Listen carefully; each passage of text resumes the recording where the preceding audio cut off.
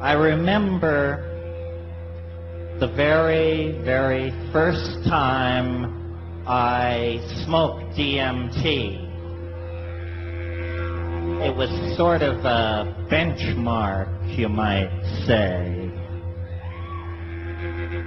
And I remember that this friend of mine who always got there first visited me with this little glass pipe and this stuff which looked like orange mothballs. And since I was a graduate of Dr. Hoffman's, I figured there were no surprises. So the only question I asked was, how long does it last? And he said, about 5 minutes. So I did it. And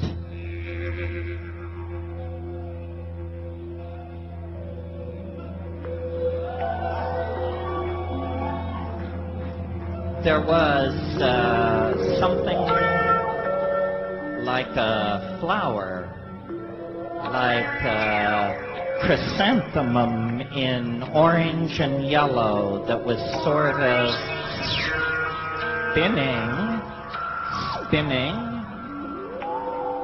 and then it was like I was pushed from behind and I fell through the chrysanthemum into another place that didn't seem like a state of mind. It seemed like another place. And what was going on in this place, aside from the tastefully softened indirect lighting and the crawling geometric hallucinations along the domed walls, what was happening was that there were a lot of beings in there, a lot of what I call self-transforming machine elves, sort of like jeweled basketballs, all dribbling their way toward me. And if they'd had faces, they'd have been grinning, but they didn't have faces.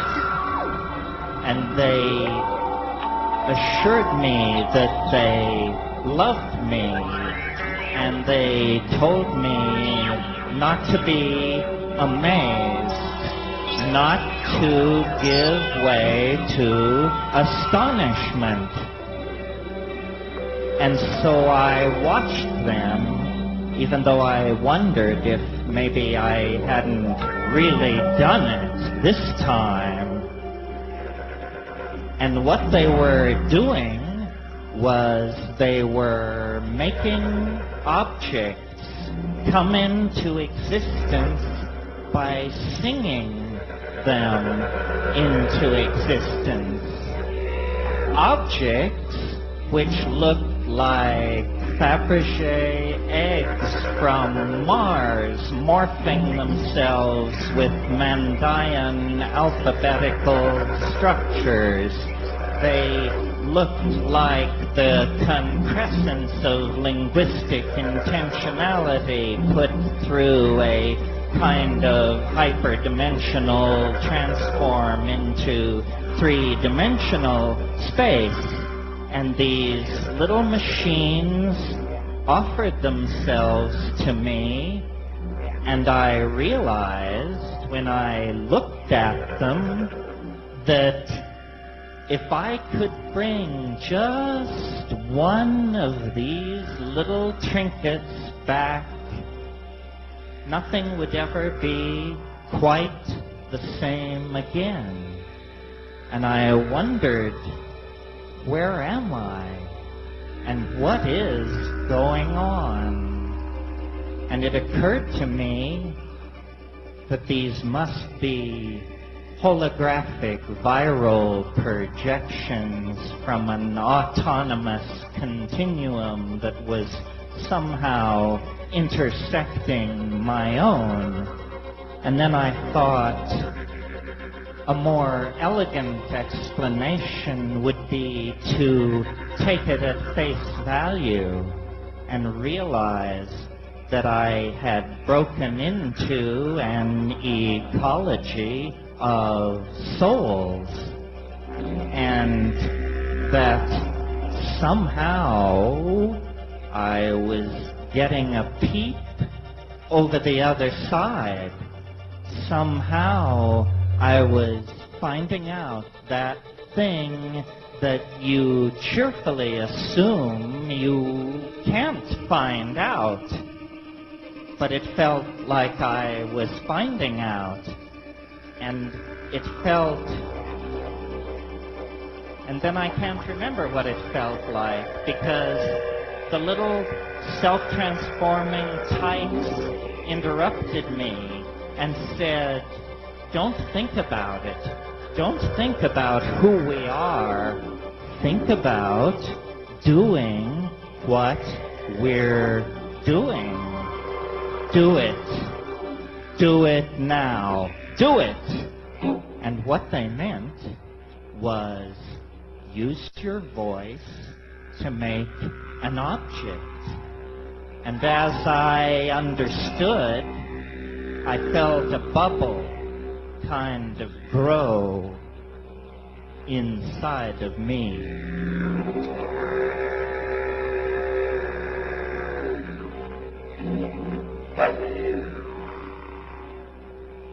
And I watched these little elf types jumping in and out of my chest.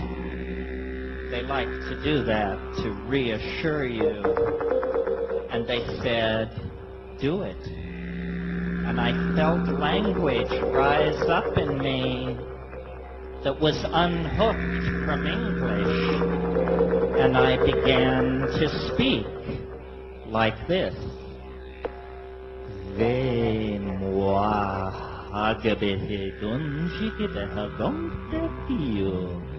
Oi no me tikipitohine.